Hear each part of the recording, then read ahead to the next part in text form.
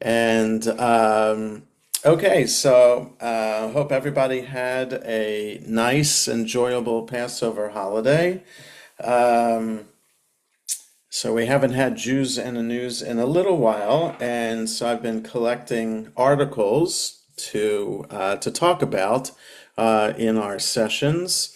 And I wanted to share an article tonight, but let me back up and say that the topic tonight is about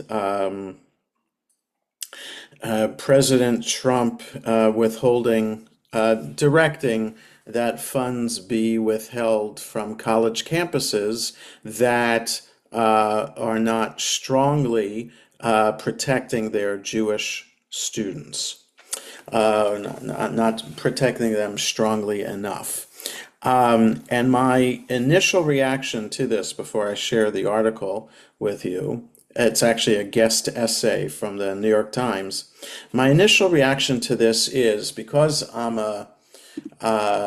just one second, one more person's coming in. Um, well, because I'm a student of history, when somebody says they want to be our friend and they want to do something for us, I'm very wary. I'm very wary about that because usually it doesn't work out well for us in the end. Maybe in the short term, it's okay, and we feel, wow, it's about time that somebody outside the Jewish community is looking out for us and taking care for us. But then, after a little while, you understand, huh? Oh, they want some favors in return, or maybe they get tired about protecting us, and maybe they want to increase some taxes, have some other kind of favors to be shared, things like that, and the friendship usually turns, or at least the friendship becomes tired and old, and almost always turns back to the way it was in terms of being anti-Semitic and hating us once again. So the fact that President Trump seems to be our friend and wanting to look out for us and protect us, red flags go up in my head. So that's an initial reaction to this.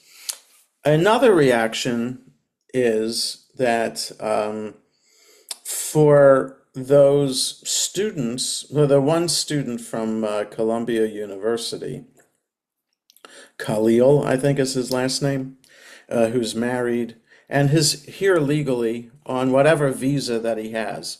He's in the country legally, and yes, he's been outspoken and pro-Palestinian, but last I checked, now I didn't check all the details about the kinds of protests that he might have been involved in. Okay, so I'm not sure if he was involved in any violent protests. I don't think he was. But last I checked, people are allowed to have freedom of speech. And just because he's pro-Palestinian doesn't mean that he should be taken away forcefully from his family and in New York and detained without a trial in Louisiana.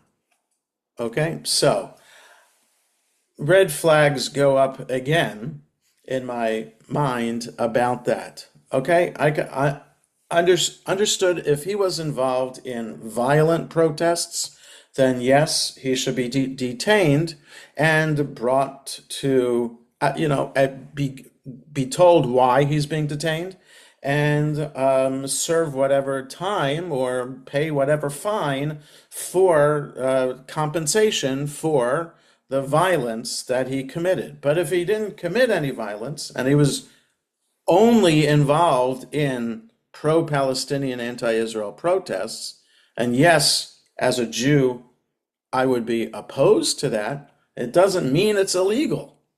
Okay, we might not like it, but it doesn't mean that just because we don't like it, we should expect the police to round people like that up, because it only means that we could be rounded up for any kind of protest we might be involved in, right? Like, let's say we go to, like I was at the March for Our Lives rally in D.C. A number of years ago. I was in the rally in D.C. For the 60th anniversary of the March on Washington, MLK's March on Washington. Who's to say that somebody would say that anybody involved in that kind of protest, that is any protest for gun control, should be rounded up, right? You could make that argument that not if people involved in non-violent protest, no matter how much we don't like it, it's non-violence, and that you're protesting something that is not hatred. It might be pro something that you're not in favor of, but pro-choice versus pro-life. If it's non-violent, that we have to agree, because the Constitution says so, and this is what America is built on, that people have the right to do that. So it's those two elements about the withholding of funds from the college campus and the detaining of students who are vocally anti-Israel, that raise red flags for me. So that's why when I saw this guest essay in the New York Times a couple of weeks ago, I immediately bookmarked it, and said this will make good reading and sharing for Jews in the news. So let me now share my screen.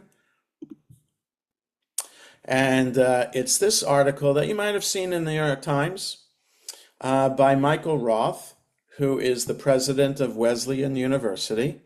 He says in the article he's the first Jewish president ever in the history of what had been a Methodist university. And this was published in the New York Times, like I said, a couple of weeks ago, April 7th. So since it's a guest essay, it comes with a political perspective. So it's not journalistic, neutral in position, but okay. Taking a break from her work dismantling her own department, that's why I had to give the little caveat there. Secretary of Education Linda McMahon last week threatened roughly $9 billion of grants and contracts with Harvard because of the school's failure to protect students on campus from anti-Semitic discrimination. As shocking as that threat was, it wasn't entirely a surprise, since the Justice Department convened its task force to combat anti-Semitism. 60 universities have received notice that they are being monitored or investigated. Okay, so the information, I trust the information that he's presenting in his guest essay. So 60 universities have received notice that they're being investigated. Okay, so now again, to combat anti-Semitism, okay, but are you withholding? Okay, so just the idea, it's not like I'm opposed to the effort to combat anti-Semitism. Quite the opposite.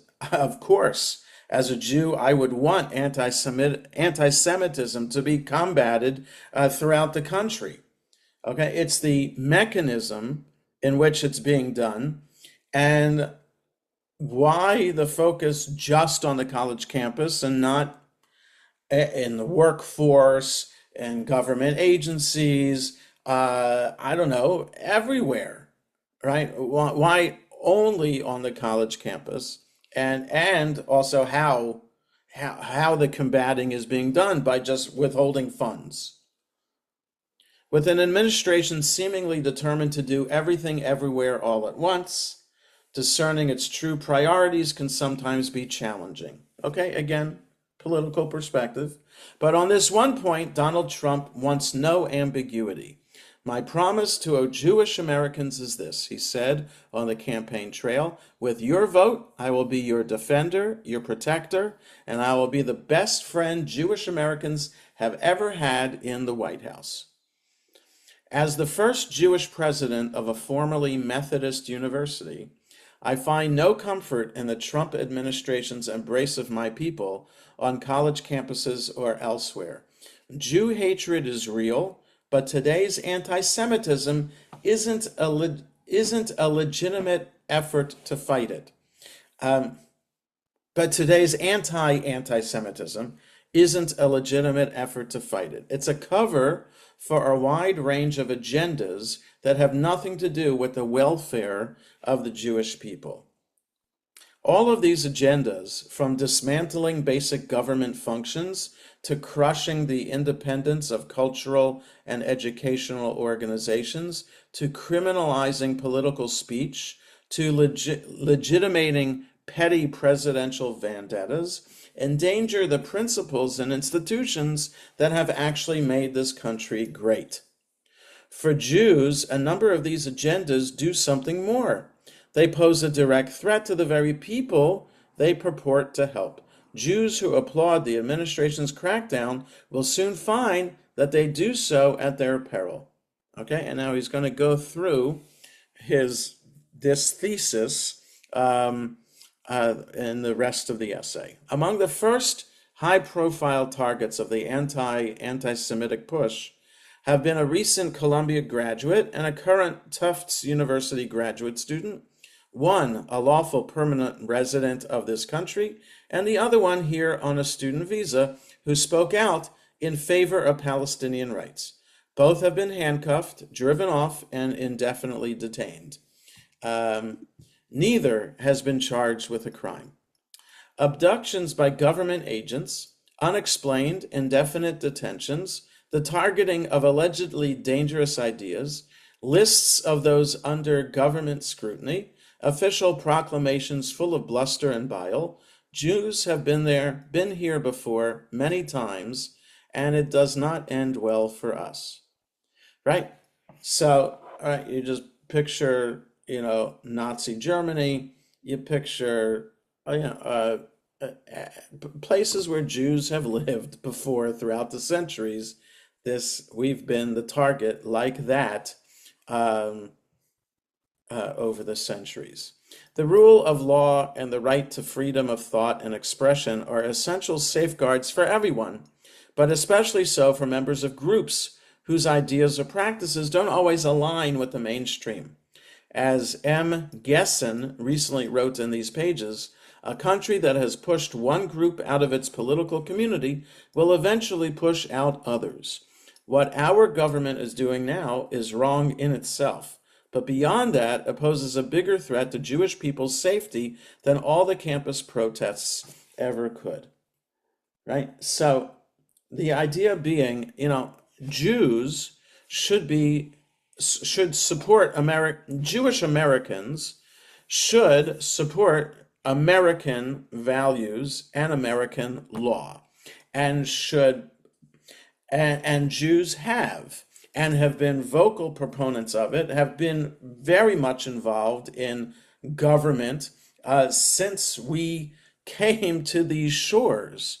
And we've taken advantage of the freedoms that have been enshrined in the Constitution and in state and federal law.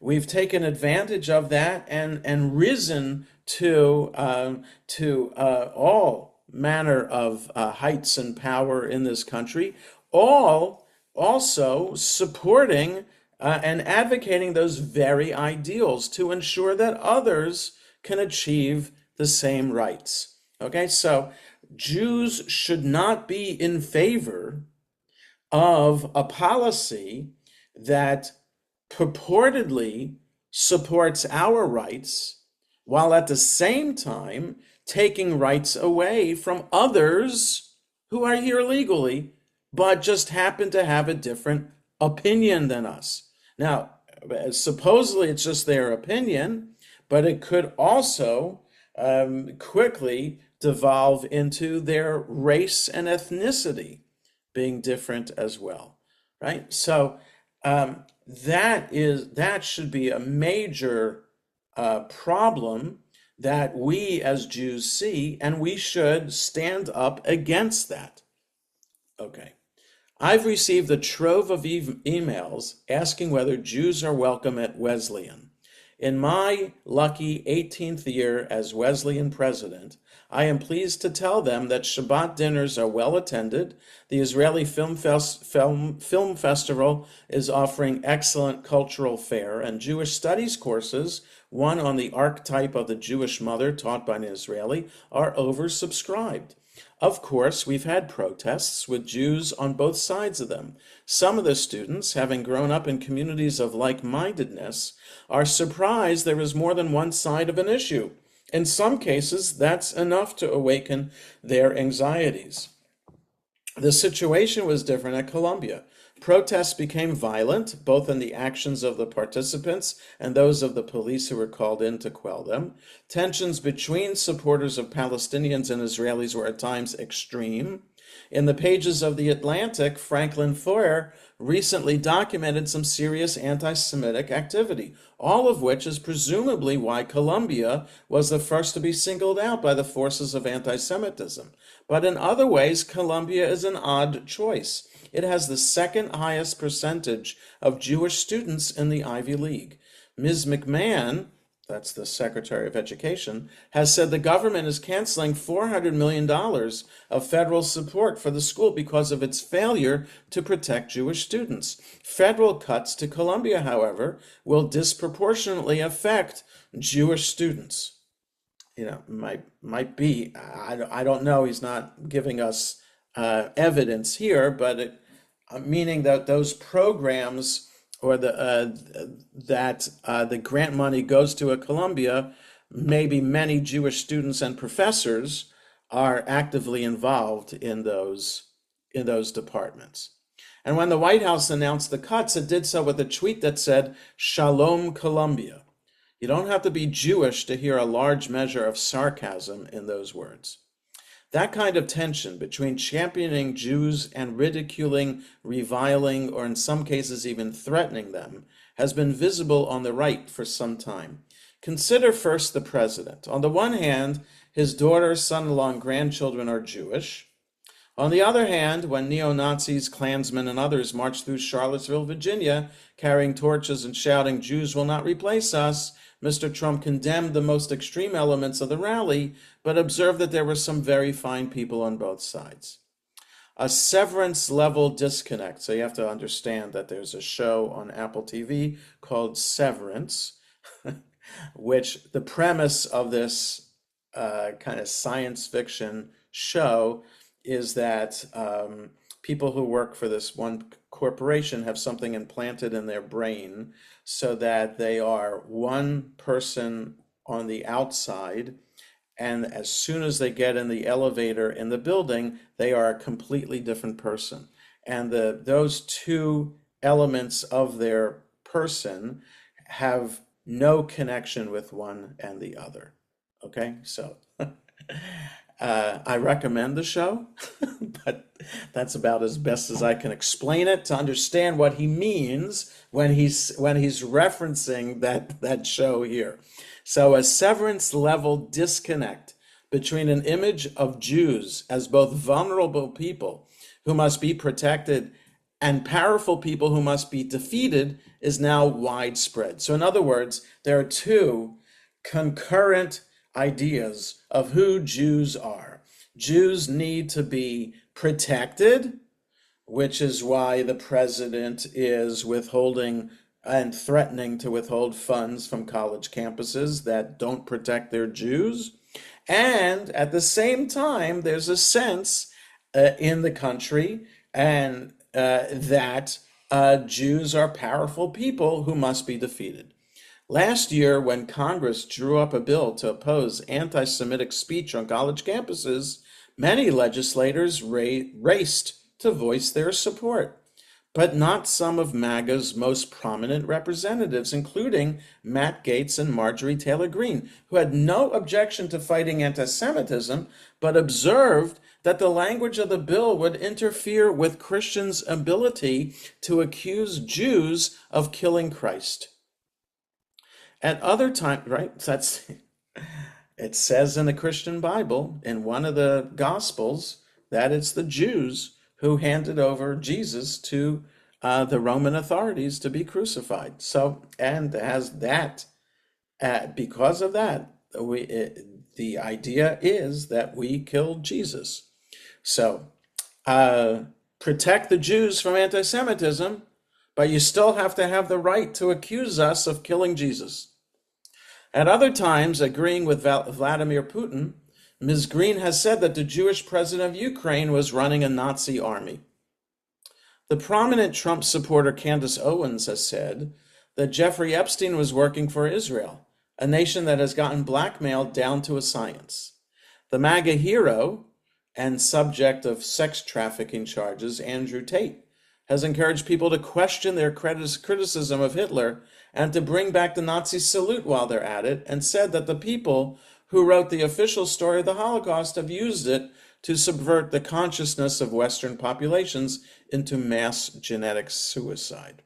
Elise Stefanik, the third-ranking House Republican, has ferociously defended Jews against anti-Semitism in higher education, leading intense questioning of 3 university presidents, 2 of whom soon after lost their positions. In other settings, however, she has used language similar to the Great Replacement theory, the same xenophobic conspiracy theory that the Unite the Right participants in Charlottesville were chanting about. All right, so that's a whole other question as to why these people that Roth is highlighting might be anti-Semitic, but at the same time be promoting these larger anti-Semitic themes. Nick Fuentes, who had dinner with Mr. Trump in 2022, lists the influence of Jews as one of the 2 biggest problems in the world, and announced that Talmudic Jews have to leave the country or be converted. As for Mr. Trump, he declared that Senator Chuck Schumer is not Jewish anymore, which reminded me of Carl Luger, a raging anti-Semite who declared, "I decide who is a Jew." Leo Terrell, the head of Mr. Trump's anti-Semitism task force, shared a tweet by a prominent white supremacist that lauded the president's ability to revoke someone's Jew card. As Oscar Hammerstein II put it in The King and I, if allies are strong with power to protect me, might they not protect me out of all I own? These are our defenders. Shalom indeed. In the Long Island town where I grew up, Jews were a minority. My father taught me how to punch anti-Semites before getting hit when I was in elementary school, and he emphasized to me that I should expect to encounter such people wherever I went, especially as I moved into unfamiliar professional or social settings. Today, I encounter many young Jews who are shocked by anti-Israel attitudes, even from fellow Jews, part of the long history of Jewish anti-Zionism. They are shocked by how many progressives decry ethno-states, but somehow mention only Israel, or how readily people, when given half a chance, will express what the historian Deborah Lipstadt has called clueless anti-Semitism. Political events seem to expand their license to do so. If you feel righteous about being an anti-colonialist, why worry about a little anti-Semitism? Like the white supremacists liberated by mainstream anti-DEI language, these anti-Semites hear perfectly legitimate criticism of, say, the Israeli government and regard it as an opportunity to unfurl the true extent of their prejudice. The novelist and scholar Dara Horn has speculated that as the memory of Nazis and the Holocaust dimmed, right, we're coming up on the 80th anniversary of Yom HaShoah is this week and the 80th anniversary of the end of World War II and the end of the Holocaust. So, as the memory of Nazis and the Holocaust dimmed, the public shame associated with expressing anti-Semitism was dying too. In other words, hating Jews was normal, which means we should expect things to get even worse. Given all this, there's a great temptation for Jews to embrace anyone who denounces anti-Semitism, regardless of the moral contradictions or the dubious connection between protecting religious minorities and, say, cutting grants for cancer research. We appreciate the Trump administration's broad, bold set of efforts to counter campus anti-Semitism, the Anti-Defamation League posted in response to the detention of Mahmoud Khalil, a legal permanent resident. And this action further illustrates that resolve by holding alleged perpetrators responsible for their actions. Okay, so now he's going against the ADL too. And the ADL, a Jewish organization that should be standing up, not just, I mean, it started as a Jewish organization to look out for Jewish rights, but it stands up for protecting the rights of all minorities. So, as Sam Adler-Bell recently noted, some American Jewish organizations have encouraged the erosion of rights and norms in exchange for support for Israel. The president hadn't been in office a full day before the ADL spoke up to defend Elon Musk for throwing what sure looked to me like a Sieg Heil. After weathering intense criticism over its support for Mr. Khalil's abduction, the organization's chief executive last week restated the need for due process. How do we get to the point where that's even in doubt? Okay, so before I get to conclude this article, I just want to point out, I understand why, as Jews, we might feel, especially as Jews who understand our history, why we might feel that we need to do everything we can to support whoever is in power. Because if we can line up behind them with support, then perhaps we'll be assured of our safety and protection. So I can understand the default instinctive reaction that if the President of the United States is wanting to combat anti-Semitism, then you support the President 100% and look the other way if something doesn't look right. I can understand the need or that reaction, to have that reaction, but it's one thing to have that reaction if you're living in a historically anti-Semitic country like France or Germany, okay, or any other country like that in Europe, where there hasn't been a long period of time where Jews have felt 100% safe and comfortable in that country. That's not the case in America, okay? I've said this before and I'll say it again.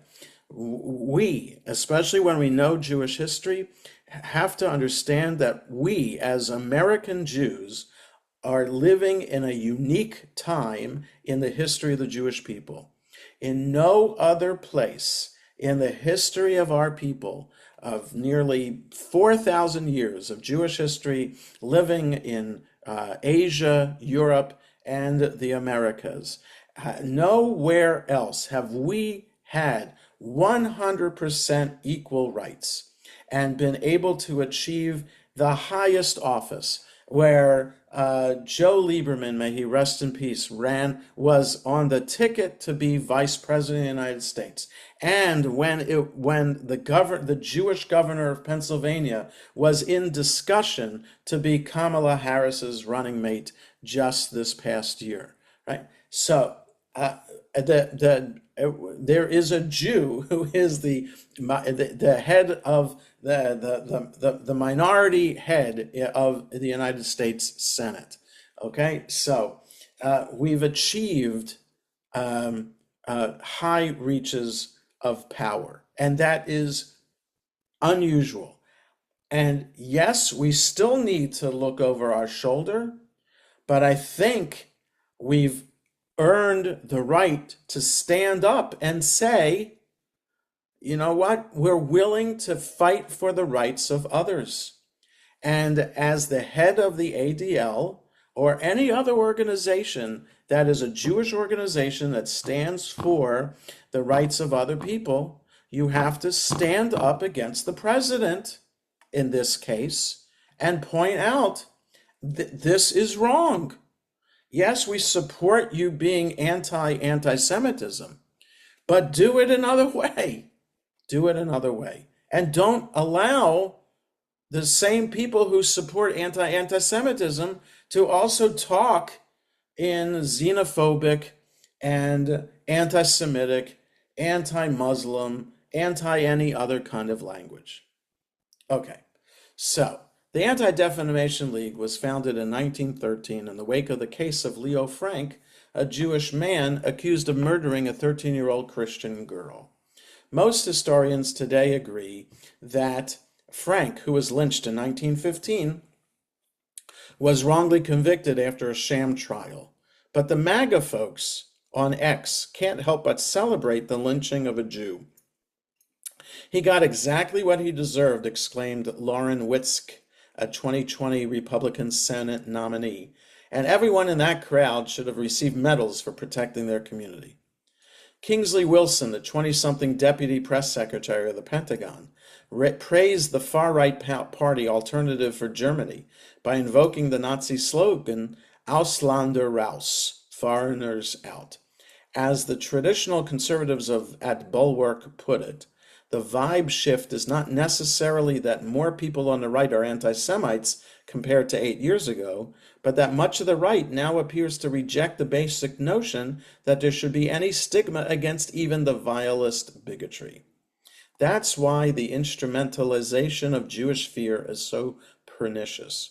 Those who attack people like Mr. Khalil today will be breaking bed with the Ausländer Raus folks tomorrow. They will seek new targets. Who's next? In the 2nd and 1st century BCE, he should say, the Jewish kingdom of Judea aligned itself with Rome to protect itself from the domination of Greek culture. Rome obliged and conquered Judea for itself. The enemy of our enemy was not our friend. There's a lesson there if we can heed it. Here's another. From the Pirkei Avot, a compilation of rabbinical ethical teachings. Be cautious with governments, for they bring a person close to them only for their own needs. They appear as friends when it benefits them, but they do not stand by a person in his time of difficulty. Some Jewish people feel gratified to hear the president say he'll defend us, but today's ruling authorities will not be good for the Jews. So, a powerful piece by the president of Wesleyan University that I find myself agreeing with as I commented during it. Any thoughts, questions about this article? Bob. Well, I think it's all lip service, what they're everything that these guys are doing, they're against anti-Semitism. But they give Marjorie Taylor Greene with the Jewish space laser and all that other chazarai and crap she says. So to me, it's not real. And Trump himself is even though his daughter converted, I think he's an anti-Semite for the crap that he's said over time. So I don't buy it. You don't buy what? What Trump is saying about No, I don't buy that their hearts are really into it. I think ah, this is all a facade. okay. So um I want to try to have a conversation without name calling. I'm sorry. No, it's I okay. get carried away. No, it's okay. I don't mean to put you on the spot, Bob. I just want to say in general. So, yes. So that's why I like the article itself because in an academic way, it was name calling. Okay, so it was like it sounded better than saying that Trump's a lunatic or something like that. So I don't want to go there. I don't want to say things like that, despite what we might personally think about it. But um, so again, I'm agreeing with you, Bob, that I think that as president of Wesleyan University, Michael Roth is pointing out, we have to be very careful about who our so-called friends are, and we have to really understand what their agenda is. Sean, yeah, you were unmuted. Go ahead. So sorry. So I agree with you 100%. I think the key thing that we need to get from this is you have to take a closer look at people who claim to be your friends, because they're going to be your friend to get what they want. When they get what they want, are they going to go against you? Like they're talking about. If we don't want to name names, I know, but if the president gets what he wants, is then he going to turn on Jews to go against us? I think Right. that's a huge thing to keep in mind. Right. So I think that that's what Roth is pointing out in that article, and I think that I think he would say, I would be totally supportive of a movement to combat anti-Semitism, but as long as it's done in a way that is fair and just and follows the laws of the country. And that in the process, if you're combating anti-Semitism, you shouldn't just combat anti-Semitism, you should combat all forms of hatred and bigotry. Okay? Now, as a Jew, I'd be happy to see the extreme rates of anti-Semitism in this country come down. I would love that. And that's what the ADL is all about. But we haven't seen effective ways in which anti-Semitism, or let alone, just the civil rights movement and anti-black sentiment in this country, we haven't seen really, really effective ways in which those forms of hatred have been um, combated well.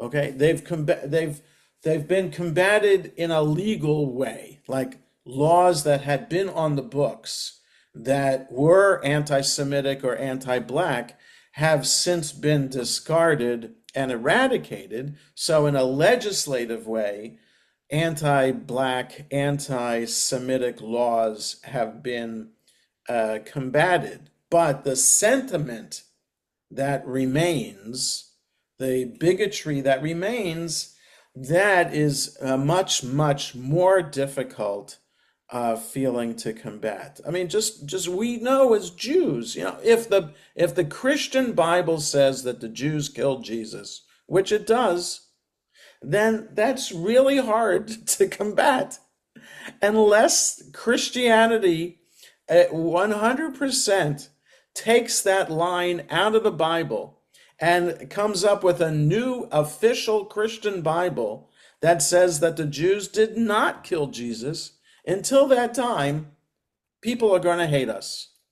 And that's just because it's taught in Sunday school, it's taught in religious classes, and that's just the way it is. You can hopefully, if it's done in an academic way, it can be contextualized and understood in that context of 2,000 years ago, and that then people can learn, okay, Jonah Layman, had nothing to do with giving Jesus over to Pontius Pilate and be crucified. Okay, so that's probably the best we can hope to achieve, that people can differentiate between modern Jews and therefore not hate them, and Jews of the Christian Bible period 2,000 years ago, and you can hate those. Okay, that's probably the best we can come up with. But so we understand then hatred is deep seated, and so with that long tangent, the combating of anti-Semitism that is being proposed on the college campus by just threatening to withhold funds and withholding funds in some cases, um, is just not the way to that Jews should feel happy about. That's a policy that we should not support that kind of policy. Naomi or David? Do you support the president of Harvard not condemning anti-Semitism in front of Congress? Uh, no, I don't support. I thought that panel did a great job in Yeah. pointing out the lack of um, the lack of guts that these presidents of universities had to not stand up to the violent protests, anti-Israel protests, and not actively support their Jewish students. So at the time, Khalil was an organizer of the Columbia, which became violent. They took the building, they took space. They didn't let Jewish students on the campus, didn't let them go to classes, didn't let them take final exams. So I 100% agree with the right to protest, but you yes, don't have a right to take the space away from other people. And that's I what agree. they did. I agree with you, David, 100%. And if it's proven in court that Khalil did that, then absolutely I agree that he should be punished for that crime. But he hasn't been formally charged. That's where I uh, that's where I disagree with what was done. Why do you? Does he have a right to a lawyer to defend himself? I'm not sure. So he's taken away, and he's detained in Louisiana, not in New York. Okay, the crime happened in New York. It should usually, when you commit a crime, you are charged and tried in the place where you committed the crime. So I'm just saying, if they want to bring charges against Khalil, bring charges against him. I have no problem with that. But the detaining without bringing the charges, that's just not part of the legal American justice system. Okay, David? So I agree with you. If Khalil did what you said that he did, and it's proven, I totally 100% agree with you. Totally 100%. But until that time, there's due process. And that's as Jews, we should be very wary about due process not happening. Marv, you had your hand up before, but yeah. Yes, let me continue on Leo. He's being deported because he is not a U.S. citizen. He's on a green card, and he is an advocate, amongst other things. He's the head of an organization dedicated to the eradication of Western civilization, which includes America. He's a supporter of terrorists, namely Hamas, which is a U.S. State Department declared terrorist organization. You cannot become a U.S. citizen if you are a supporter of the overthrow of the United States government, which he is. I agree. If you are a supporter I agree with you, Marv. I agree with you. But is there due process? Is there due and what process they happening? are doing, simply deporting him. He has no right to be in the United States. He So has no right to be in the United States. These are not controversial issues. They're deporting him, period. so It's Marv, all he doesn't have a right to a green card. I would agree if there's some due process where he can stand up for himself. I'm not disagreeing with you, Marv. What, a, I'm a trial in Manhattan is going to give him due process. I There's going to be due process. I think Those so. kangaroo courts. Well, I mean, what else do we have courts? You could say the same thing, Marv. I'm not saying that you. There is no way that you can have a politically charged trial in a place like Washington, D.C., Fulton County, Georgia, Washington, D.C., where the verdict isn't politically determined. Now let me go on. I mean, the issue with what Trump is doing, first of all, if you look at the letter that he sent to Harvard, anti-Semitism is just one item on that list. There's a whole list.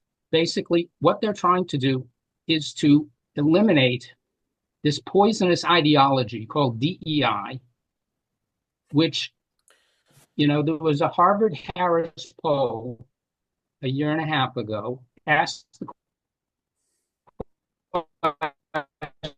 question, do you, as a class, are oppressors and should be treated as oppressors? Okay, people under the age of 24, 2/3 of them agreed with that. As you go up in age cohort, the next 10 years, between 25 and 34, it goes down to 44%. And as you go progressively upward, it goes down and down until you get to 65 and over. It's about 9% agree with that. So what you're seeing basically is the effect of DEI indoctrination, where people who are the most indoctrinated, 2/3 of them agree that Jews are, as a class, are oppressors. Now, people have complained about this poll because of the wording, but that's the whole point. The wording is Marxist baby talk. Jews So, as a class are oppressors. This is all from DEI ideology. And it's clear that what people are responding to is they're giving the correct question to a DEI test. It's something that they maybe don't actually agree with at this point if they're asked more generally a question about Jews, but they're being indoctrinated. And eventually that takes over. Now, if you look at Harvard, for example, it used to be that there was a quota at Harvard. right. It was 15%. Do you know what undergraduate enrollment is today at Harvard? It's 5%. And according to the Harvard Jewish Alliance, the target enrollment for Jews at Harvard is 1.5% to 2%. Now, why is that? Because of DEI, first of all, and it's less than the Jewish percentage in the population, precisely because Jews are oppressors. So Marv, Am I coming through? but Marv, so first of all, there's a problem with your internet connection. We heard 90% of what you had to say, and the other part was kind of frozen. Second of all, part of me Okay. 100% agrees with you, and another part of me, which is the liberal progressive part of me, disagrees with you. So I'm not, in other words, in theory, DEI should be a good thing. In theory, okay? Everybody should have equal access and equal opportunities, et cetera, okay? So, but I hear you loud and clear, Marv, that the effect that DEI has had could have these negative outcomes that, as you are pointing out, not just you and other articles that I have read and all of us have read. So the conversation tonight though isn't about DEI. It's about the Michael Roth's article about the anti-Semitism efforts, and I think it's just important. It is important to understand what David brought up, what you brought up, Marv. Very, very important about who Khalil is. And we'll see that even more probably on Wednesday night in that movie October 8th, which is all about how college campuses have been organized as pro-Palestinian, anti-Semitic bases. And I'm sure Khalil and others like him are featured in that movie to point out just how pervasive pro-Palestinian, anti-Israel activities are on the college campus. So I'm not denying any of that, and I am as reviled and disgusted by it as all of us should be. Absolutely. My only point is that there should be some legal mechanism for someone who is here legally, even if they're not a citizen, if they are here legally, to be able to tell that person why they are going to be deported, and that person should have an opportunity to represent him or herself and contest in some way. As far as I know, that has not happened yet with Khalil. Now, so I don't know the legal process of deportation, but I would hope that the process involves an opportunity to argue your case before you're deported. Now, we see that with the Maryland resident who's in jail now in El Salvador. So, right. So, if it's proven that Khalil is the person that both of you are saying he is, and I absolutely agree he should be out of this country, and others like him should be out of this country, absolutely. But I do think that there should be due process first. So, with that, it's 8:51. Thank you very much for being on this evening, and thank you very much for this exchange of ideas.